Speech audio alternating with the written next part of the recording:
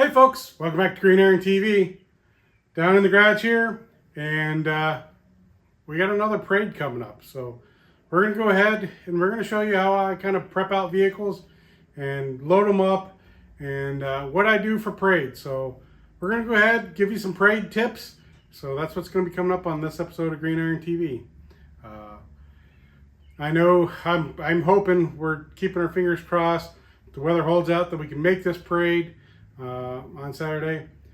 So if it does, we'll get footage. If not, we'll find something else to do for the next episode. But in the meantime, like I said, we're going to sit back and I'm going to show you how I kind of prep out a vehicle, what kind of things I add to it, and what I do to kind of have the vehicle ready.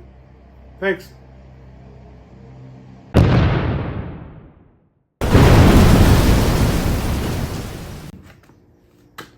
So one of the things that I normally have hanging off the side are a couple backpacks. Of course, we took them off for the last parade because it did look like it was going to rain. We had put the tarp and the rear canvas on, and so that doesn't really allow for those to hang. Rain went away, things cleared up, looked nice. We pulled the canvas. I didn't have time to put the backpacks back on. So we're going to do that. We're going to get them back on. So this side I usually run, so this is what's known as an indigenous pack that was used during the Vietnam War. A lot of special forces units use this pack. So we're going to get it hung up here.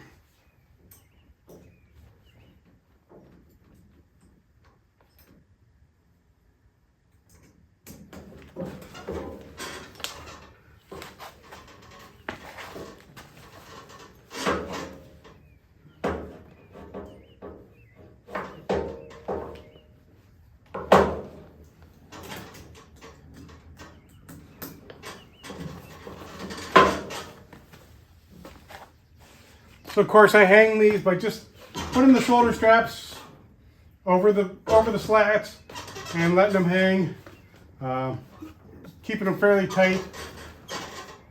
We do have them loaded out with some stuff. There's some uniforms and stuff like that stuffed down in them, kind of fill them out. Of course we got the entrenching tool and a bayonet.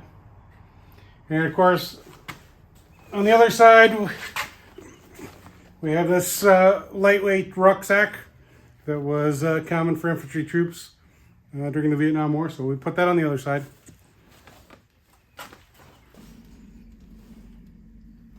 Okay, so we hang this one from this side, and of course we use the straps like on the other side. And of course one side has the quick strap piece, so we're going to do that one first.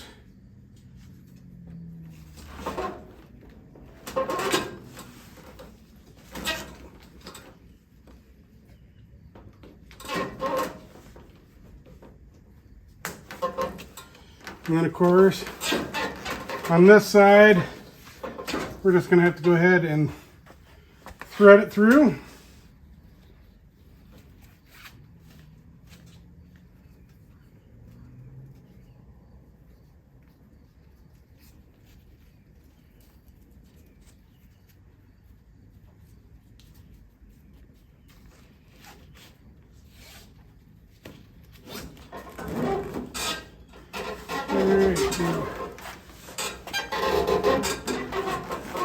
Pull and get that nice and tight. So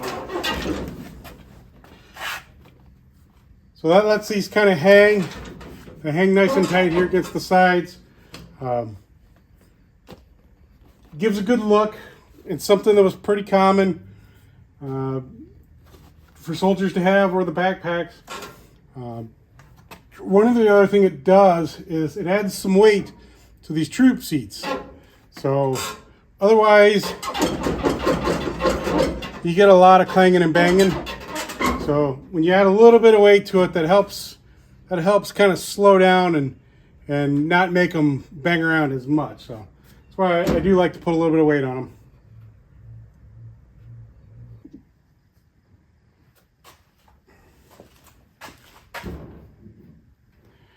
And of course, one of the other things I like to do is I love to run with the windshield down, with the tops off.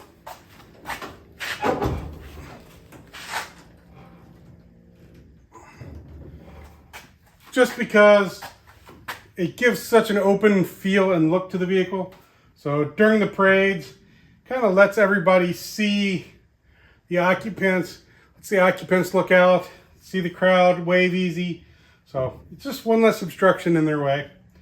Of course, then one of the things I do with the windshield down is I have these big heavy sandbags. So, nope, these are just regular military sandbags, and they're filled with styrofoam peanuts. Gives them a nice look and shape. I have magnets taped into the bottom of them, and that allows them to stay in place, keep from floating around. And so basically what we do is I like to line them across.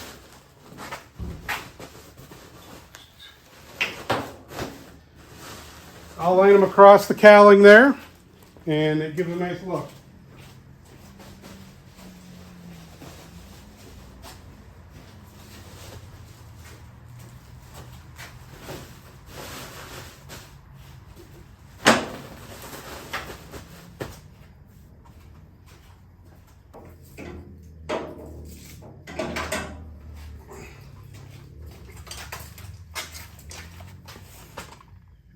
And of course, the last thing for the display,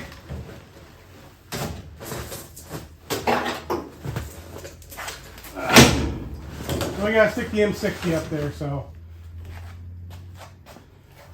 like to leave it up there. Gives a real good look for the vehicle. Helps accent all the guns.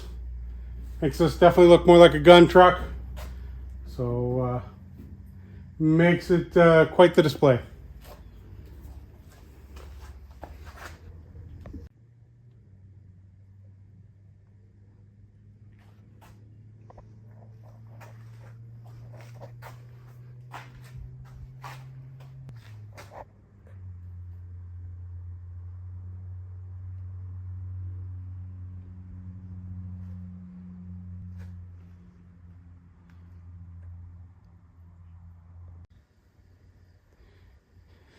And of course, we're always running a flag during the parades.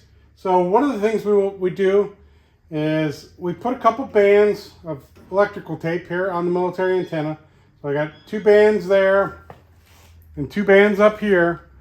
And what that allows for is when we hang the flag, the zip ties actually go just in between these bands here. And what that does is that keeps the zip tie from sliding. So if you don't do it, what will happen is as the wind blows from the vehicle moving, the flag will start to creep up and creep down, and it'll eventually end up all bunched up in the middle and doesn't look very good. So we want to make sure our flags display nice and proud and fully. So great little quick tip of putting just a couple wraps of electrical tape.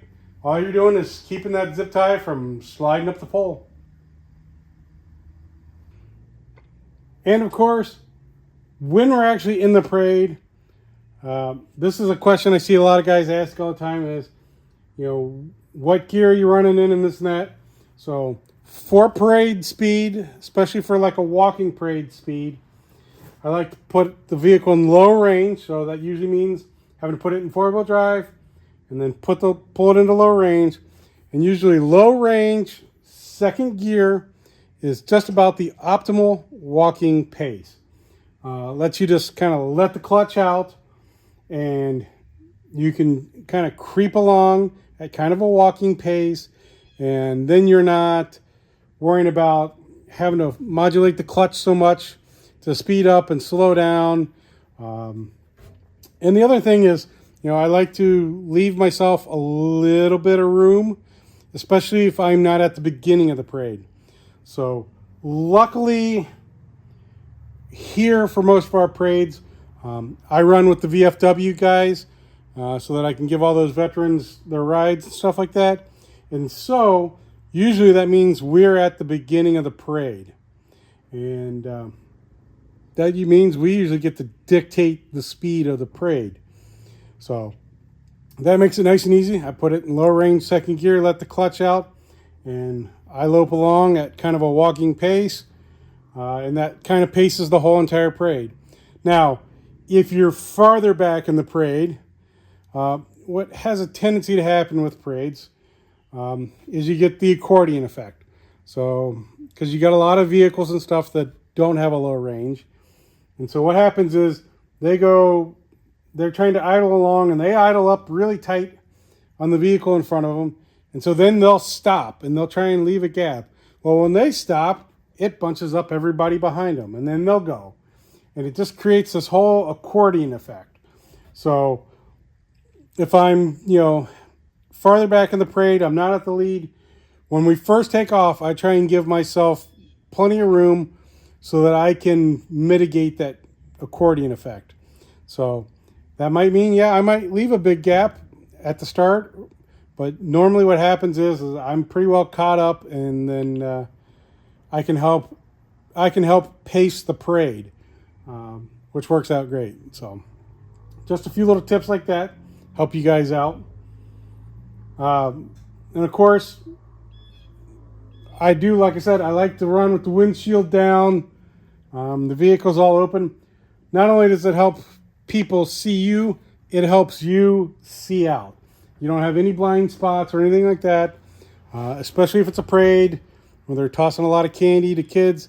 Kids have a tendency to come darting out into the road, and you want to have your best field of view so that you can make sure that you can keep everybody safe.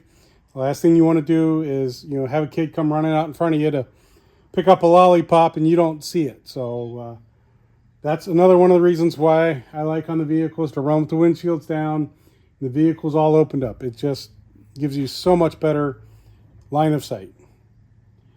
But those are some good tips on driving in a parade.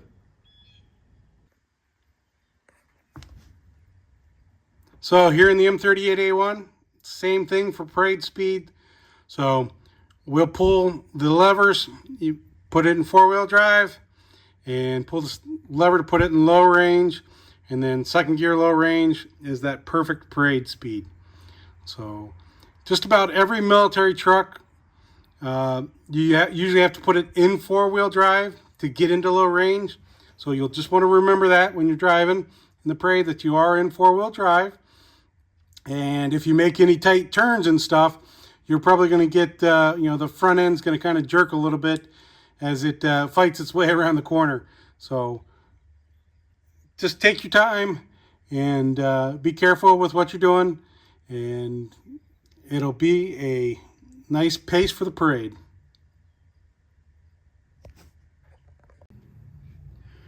Also, one of the essential things I always pack for a parade is my 24-volt slave cables. So these will plug in to the port, and of course I have the port on all of my military vehicles, and so I have a set of jumpers, basically slave cables. These are basically military jumper cables, and if something happens, a switch gets left on, lights get left on, and we end up with a dead battery, which has happened. I've had it happen at staging before, because I have a plethora of vehicles, so I don't always have the same drivers, and so I'll get a buddy and they'll forget to turn something off and kill a battery while we're in staging, and this allows us to hook up and get a vehicle jump started and moving.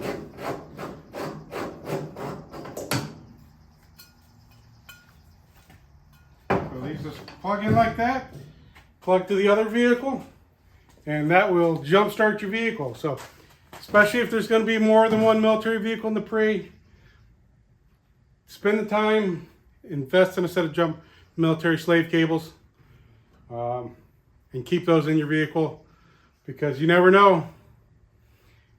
You don't want to be stranded at the in the staging area when the parade sparks up and everybody rolls off and you're left sitting there with a dead battery. So essential piece to keep in your parade kit.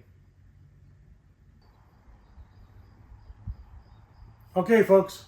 So, big thing with driving in a parade, let's have fun. That's what it's all about. If you have your old military vehicle out and you have it in the parade, have fun. Let people see it. It's one of the biggest things I enjoy is letting people see my old military vehicles. And getting them out in the parade gets them in front of a big crowd usually. So it's a lot of fun to do. It can be a little stressful. Especially if the weather's not cooperating and stuff like that. Or, sometimes some organizers are a little not so cheery about weapons of war and stuff like that. But that's why I usually hook up with the local VFW or military, veterans organizations from the area and offer to give them rides in the parade. And it opens all kinds of doors for you to get in the parades. So have fun. Enjoy your time in a parade. Drive slow. Keep an eye out. And most of all, enjoy it. That's what this is all about. So I know it's another quick little short episode. That's because there is so much going on this spring. Besides working on military vehicles, I got so much other stuff going on. Busy at work. Plus, it's graduation season. So not only did I have graduation with my twins, but then, of course, all their friends are having graduation and graduation parties. And about every little bit of free time has been just used up. So I'm trying to squeeze in as much green iron time as I can. Even getting to this parade Saturday is going to be a tight squeeze. I have a very tight window to be able to squeeze it in, and if the weather cooperates, I'm going to try to. But if some other things come up and keep me from it, we probably won't make it. But we'll have made the try. So thanks a lot for hanging out with me for a little bit. I know it was a quick one, but thanks. Give us a like, leave a comment. Tell me what you do for a parade. How do you get all set up for parades? If you haven't already, please hit that subscribe button. Make sure you go down, hit the link down below for the Green Iron TV merchandise store. You can go in, you can grab all kinds of cool t-shirts, hats, sweatshirts, all kinds of cool Green Iron merch. And every little bit of that just helps me put a little bit of gas in these vehicles and keep getting them to parades and shows. So all those that have already bought stuff, I do appreciate it. Thank you very much. And please keep on checking out the merch. You guys have a great day. Thanks.